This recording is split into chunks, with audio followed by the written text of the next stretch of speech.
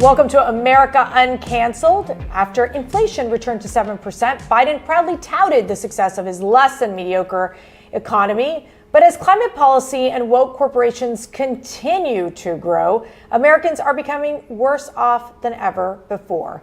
Joining us today is CPAC board member, former senior Trump economic advisor, and author of The Drift, Stopping America's Slide to Socialism. Kevin Hassett, thank you for joining us. Of course, the most important part of that is CPAC board member. I just want to make that very clear. I don't know if the president would agree with He might not agree, that, although sure. he likes CPAC. Yes, he does. Kevin, they used to say that Donald Trump lied, how many dozen times a day or a week, and they kept a ticker of how many times he lied. And, I just love to turn to Twitter and see Biden is claiming that wages have gone up more than prices have gone up. Biden is claiming that gas prices are way down. How do you explain this? Well, first of all, the best measure of how people are doing is real disposable income. That's basically all in your income, how much money after you pay taxes that you got to spend. And real disposable income right now, I promise you, I know these numbers, Mercy will vouch for me from the White House, right? Yes. It's down 2% year over year. And so Americans are about 2% worse off. For people whose wages on average have gone up 5 or 6%, then, right now inflation year over year is up 7%, so they've lost 1 or 2%. But as of last summer, they lost 10%. Year over year. And so basically, the idea that wages are up after taxes and after inflation is just false. And it's a thing that really bugs me because, as Mercy knows, that I was neurotic about making sure that every number the president said or that the press office said was correct. And the one time I gave you an incorrect number, do you remember I came over with a bottle of wine? Yes, that is right. to apologize. That is right. Well, let me ask you this question. I'd have to buy a winery, I think, if I were in this White House. Is it that Joe Biden is drinking multiple bottles of wine before he comes out to the sticks and has these press conferences? But seriously, at what point, when you're simply just spinning this falsehood that everything's getting better when it's not, isn't it deceptive? I mean, they used the word lie with Trump, which was a harsh word, but I mean, the Biden administration seems to be purposefully saying things they know the media won't challenge them on, so people can maybe talk themselves into the fact that things are good? Right. The media, they don't challenge them on anything. And they used to challenge us on stuff that was true. But my favorite example of this is that the president recognized that generic drugs were being held up by the FDA. And, 90% of pills in the U.S. are generic drugs. And so he asked Scott Gottlieb, please accelerate the approval of generic drugs. And he did that, and then for 2 years in a row, the consumer price index for drugs for Americans declined for the first time since World War II. And when the president said that, we worked that into a president's speech. The Washington Post gave him 4 Pinocchios. I mean, even though it was true, and so, but now we've got the Biden team out there saying falsehoods all the time. Gasoline is much more expensive than when he took office. It's less expensive than it was last summer. But let me tell you, there's really not going to be an accounting. And so we can sort of whine about it. But what's going to happen is that Americans are going to wake up and they're going to decide, oh, my life is way worse off. And, when the next Republican nominee for president asks people, are you better or worse off than you were 4 years ago? Then they're going to have an easy answer. And don't forget, the last time there was such an easy answer was when Jimmy Carter was in the White House and inflation was like it is right now. Let's play the clip from Biden talking about the gas prices, because I think this is a part, again, of this narrative that they're able to make these, make these statements and yet not be held accountable. I want you to take a listen. The decline in gas prices is giving consumers a break. They need helping them keep our economy going. When a 2-car family, they're saving hundreds of dollars a month. It's a big deal. So, Kevin, obviously he's saying that the decline of these gas prices, that's a big deal. But I mean, quite frankly, is it convincing? Are Americans convinced that the White House, that this administration is doing enough to keep gas prices down? Obviously, this brings up a whole different conversation on energy independence, which we know, we're having huge issues in this moment of time in our country, where the climate change advocates are pretty much dominating the conversation. Right. Well, the U.S. Is producing, maybe about 2 million barrels a day less than they would be if Donald Trump had been reelected. And so, for sure, energy prices are higher. But there is something going on with respect to the global economic climate. And that is just that, Feds around the world, Fed central banks around the world are tightening to fight this really high inflation. And that's knocking economies down. Just as our economy was, negative in the first half, and everybody's saying deep recession next year. And as economies go south, then they demand less energy, and energy prices drop. But it's not necessarily good news. Like if you're so sick that you can't eat dinner, then you might not brag about the wonderful diet that you're on, right? Because you're sick, and that's why you're not eating dinner. Let's not talk about a diet. It's like Yeah, Christmas season, and I keep stuffing my face with chocolate. But go ahead. It is the wrong time Right. here to talk about diet. It's my favorite fun fact is that Americans consume 50% of their annual butter between Thanksgiving and Christmas. Ooh, I didn't know that. That's a good fact. So it's a good time to That's really think about a disgusting. diet. Kevin, so last time we had you on the show, you said, Matt, they're going to super juice these numbers coming out of the last quarter. They're going to say that the economy is turned around before the election and we have economic growth. You were right on target about what they did. And of course, we all know the servants in the swamp have one master, and that's always the left wing and their agenda. So they love trying to prop up Biden. So now we have this whole question about the Fed and what the long-term trajectory of the economy. To ask the first question, are we headed back to negative growth? Are we going to stay kind of in like stagnation? Where are we? Yeah, so we had 2 negative quarters, which is everybody's definition of a recession of the first. Well, not everybody's, not the White House. The White House Right, then they don't- changed White the House, definition. But my whole life I've been studying recessions. I had Right. recessions in my dissertation, and 2 negative quarters works all the way back to 1947 for everything that was called a recession. Right. But then the third quarter was positive, and I told you that they were going to fiddle around with the numbers. And the reason why the third quarter in their own numbers was positive was that there was a huge increase in net exports for the U.S., and the explanation is that the demand for our products that we sell to foreigners didn't drop much, whereas our demand for inputs dropped a lot because final demand was so low in the U.S. So it was actually a negative number if you excluded this weird net export story. And in the fourth quarter, it looks like the number is going to be positive because consumers are borrowing like crazy. So right now, year over year, consumer credit is up 15%. Right. Can you imagine 15%? But the point is that they're not going to be able to increase from there. And indeed, their credit cards are going to be full, and they're going to have payments to make. And so I think everybody expects consumption to be a negative headwind in the first half of the year, and for us to get back to what it was like the first half of last year. In fact, the talking point that I'm using for this is that it's 1981 again. That in 1980 we had a little recession, and inflation didn't really go down enough, and then the Fed really hammered us. And then in 81, we had a deep recession. And so I think that next year is 1981. That's what I'm expecting. You brought up the Federal Reserve. The breaking news today, they're raising rates by 0.5 percentage point. They're projecting a rise in unemployment, a near stalling of economic growth. I mean, this is a big move by the Federal Reserve. Is this the right approach coming from the Federal Reserve at this time? Well, they're ramping down a little bit. And so they've been doing 0.75 of a point. Now they're doing 0.5 a point. But it's just inside nerdy economist baseball to worry about whether it's 0.75 or 0.5. The point is that they're going to keep raising rates until inflation's under control, and inflation's nowhere near under control. Like even this number that Biden has a press conference and he brags about is year over year 7% or 7.1, and their target is 2. And so to get from where they are to 2 is going to require a big recession, a big increase in the unemployment rate.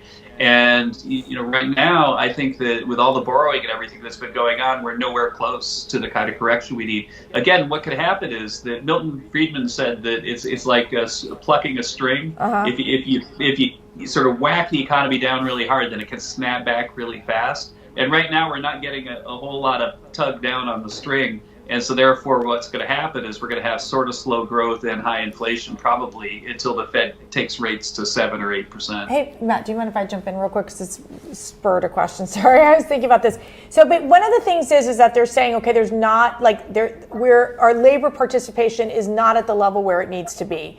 So while they're saying that there's a rise in unemployment, that's, they're projecting this rise in unemployment next year, you still have so many people, not entering the workforce. How does this work? How do you explain this phenomenon?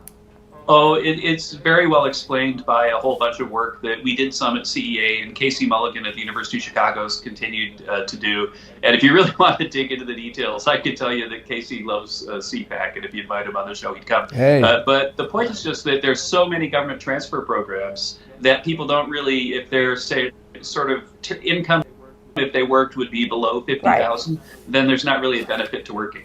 And so people who maybe if they went and got a job would make 35,000, they're not going to work because they get more than that in benefits for the government. And then if they got a job, then they would lose like Obamacare subsidies and food stamps. 5 million more people had food stamps. All that kind of stuff is keeping people on the sidelines. The way Kudlow and I were talking about it the other day, and my vision of the labor force participation is that first was that there's all these people living in their parents' basement. Because how are they not, like, it's working age people, 25 to 55 males, for example, are not going back to work. And then I decided they're not in their parents' basement, they're in their uncle's basement, Uncle Sam. Bringing up Larry Kudlow, who, by the way, seems to be prospering at Fox Business News. And he's a talent, that one. He loves the theme on his show that it's not just through rising interest rates that you combat inflation, but also, cutting back on government spending. Let's go through a couple of basic primer questions. We super juiced our economy. It started under the Trump administration when we were coming back from the shutdown, but Biden used the pandemic, or whatever we're going to call that, as an excuse to spend trillions of dollars. That's what unleashed this terrible inflation spike, by and large, right? Oh, yeah, absolutely. And in fact, there's a political story behind it, which, of course, it's one of those other stories that you never hear. But when I was in the White House with the president, one of the things we recognized at the beginning of COVID was that nobody had a clue how long it was going to last, whether shutdowns were going to be necessary and so on. I think shutdowns were a big mistake. And, that's why Fauci was always attacking me with leaks in the Washington Post, right? But the point is just that, we go up, Mnuchin and Kudlow and I go up and negotiate with Democrats, under the direction of President Trump. And we basically say, look, there's a lot of uncertainty, so let's have a stimulus bill that gets us past the next couple of months. And then you might remember, it might even have been Mercy that gave us the idea that we kept saying, we're building a bridge to the other side. We're building a bridge to the other side. And so what we did is we passed on a bipartisan basis with unanimous consent. Every single Democrat voted for it. 5 stimulus bills that year, but they weren't humongous because what we were doing is we were thinking, okay, well, this is the damage we estimate for the next couple of months. That's a hole that policy is digging. Let's fill that hole. And so by the end of the year, we had basically filled the hole back in. We had done just enough stimulus so that the economy was roaring again. We had 6.5% growth when Biden took office and 1% inflation. And so then what he did is he came in and he said, hey, it's time for the Democrats to pass a Christmas tree bill with everything we always wanted, all this green energy stuff and checks to people and so on. And they did that without a Republican vote, right? And the reason was that it wasn't necessary because the recovery had happened. And so they did this completely partisan, awful thing that ignited inflation. And they took over this bipartisan kumbaya stimulus party that had just barely estimated enough to get us back together. And so the idea that Donald Trump was a super effective bipartisan legislator, and then Biden came in with this ruthless partisan bill is something that's the complete opposite of the stories that you hear from folks. But that's the truth. Let me just go to the second part of the question. So what's falsely reported is that there's only one way to combat inflation, and that's through increasing interest rates. The other side is cutting back on government spending. Right. Now you have Republican senators colluding with the Democrat majority in the House, which is going to go away soon, to have a huge omnibus spending bill. They won't take the necessary steps on the other side, on the fiscal side. Yeah, that's right. And it's something that I always remind people, especially when I'm teaching graduate students, that one of the things that people say about the last time we defeated inflation that really upsets me, and I don't let people get away with in the seminar room, is the idea that Paul Volcker defeated inflation. Paul Volcker didn't defeat inflation. Sure, he lifted interest rates. The federal funds rate went to 19%. Okay, so he was definitely aggressive with monetary policy. But Ronald Reagan came in and had supply-side tax cuts, which right. increased supply. But he also cut discretionary federal spending. You ready for it? 23%. Wow. He cut it 23%. And so that's exactly what we want to do if we want to get inflation under control. We need to, some of the Trump tax cuts are expiring. We need to extend them, and we need to cut spending. And if we cut spending at the level that Ronald Reagan did, then I'm highly confident that inflation would be under control rapidly. I have two quick areas I want to ask you about. One is the housing market. I know that there's a lot of folks out there trying to figure out mortgage rates are high. What do I do? Do I wait? Obviously the supply of houses, just there's not enough out there in so many of these markets, basically. What do you think? What do you see happening as we go into 2023? Right. Well, what's going to happen is that the higher mortgage rates are going to cause prices to go down a lot. And what's going on now is that transactions have more or less stopped because people don't want to, basically sell the house for less than they thought it was going to be worth. Right. And so with transactions on hold, then it's kind of like a good time. I think that 30-year rates are going to go up next year as the Fed hikes rates, and so it's a really good time if you're thinking buying a house. I think to go around and make lowball offers because there are a lot of people who have had a house on the market since last summer. And since they've had the house on the market since last summer, then they may be ready to take a lower offer. Sorry if you can hear my dogs in the background. The mailman just read. The dogs don't want to move. They want to stay in the house. Kevin, let me ask you also about cryptocurrency. Obviously, there's a lot of folks that, dabble in cryptocurrency. What's your sense as to where that industry is going? Especially in light of so many of the bankruptcies that we've seen in this area. Right. Well, there's this big disaster that is unfolding before our eyes, right? Where the Democrats basically were kind of taking money from this Madoff-like scam artist. There was some Republicans too. Yeah, some taking Republicans that FTX too, money. But mostly it was 50-something million that went to the Democrats. But my view and my advice for CPAC listeners is that don't fall in love with crypto. Crypto, when I'm talking to people who ask me about it, I like to say crypto is something that you use if you can figure, if you know how to, if you're sophisticated enough to, but it's not necessarily something you buy and hold. And so the idea of crypto in the long run is that you can do a transaction, like I could buy your house from you guys with Bitcoin. And we wouldn't have to have the real estate agents and then the banks taking their cut and everything. It's just I give you Bitcoin, you give me the house. And so we're basically arbitraging out all those really high financial costs by using cryptocurrency to do our transaction. And so therefore, if we wanted to do that transaction, I might buy some Bitcoin, give it to you, and then you take the Bitcoin, turn it into dollars, and then I have a house, but you're holding Bitcoin for a second, right?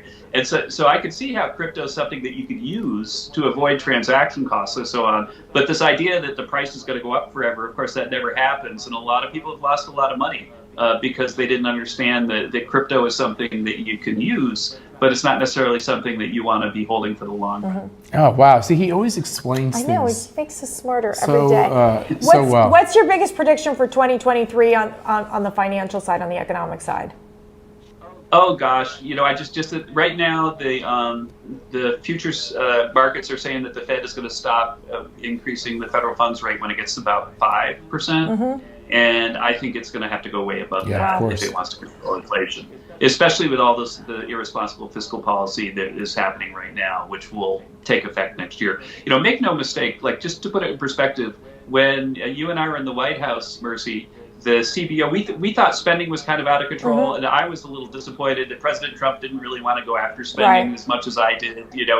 We had disagreements about it, but he's very collegial.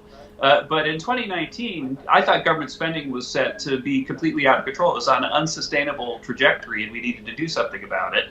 And I think in the end, President Trump was clear that he would have to do something about it in the second term because he kind of agreed. I don't know if he's officially said that publicly, but that's my instinct of what he was thinking. But in any case, in 2019, they made a forecast for 2023 government spending. And now we see what 2023 government spending is going to be for this fiscal year. It'd probably be higher if the omnibus bill throws some money at it. So get ready. I'm glad you're sitting down.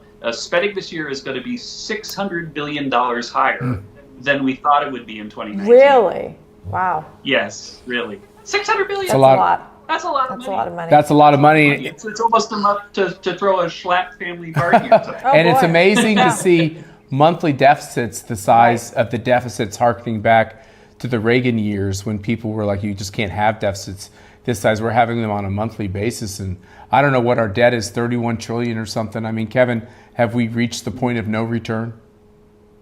No, we can fix this. The question is, does somebody have the heart to do it?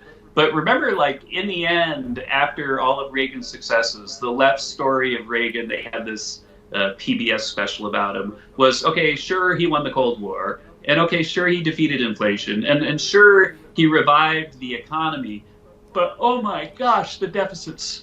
Yeah. The deficits that he created were just terrible Right. Yeah, that's right. and irresponsible, right? Like, he was this reckless conservative, who acted with monkeys and spent like a drunken sailor. Well, the point is just that Biden is outdoing Reagan by a multiple of 10 or something. And he of also, course- they also like to blame Reagan for homelessness and AIDS. I mean, while you're at it, just blame the man for everything that happens in society. But truth endures, and in the end, truth will endure with a Biden too. And you just can't have the President of the United States coming out with dramatically demonstrable false economic claims Right. on a regular basis before people just say, like, either's not all there upstairs or there's something malevolent about the way this place operates. Right. Although, like, not to defend Biden, but I do worry that one of the things that the left has done is that whenever, when we said prescription drug prices were going down and it was the Bureau of Labor Statistics' own measure that said it was going down, and then the Washington Post gave us 4 Pinocchios, that they basically told the American people that, truth is a lie so much Right. that nobody knows what to believe That's in. Yeah. true. Right. Yep. And so I just kind of worry that the truth, the verity of economic facts has lost its political purchase because of the sort of denial, the really rampant denial that went on during the boom years of the Trump administration. And so I kind of wonder if people are just never going to look at the economic numbers ever again, as long as their job is there. I don't. Maybe that's good enough. I don't think they'll look at the economic numbers, and they surely won't be looking at polls. That's for sure. Thank you, So Kevin agree. Hassett, for joining us today, and Merry Christmas to you and your family. Merry Christmas. Yeah. Thanks. And remember, we have expanded to the podcast world, and you can listen to America Uncanceled with Matt and Mercedes Schlapp wherever you get your podcast. We will see you next time. God bless.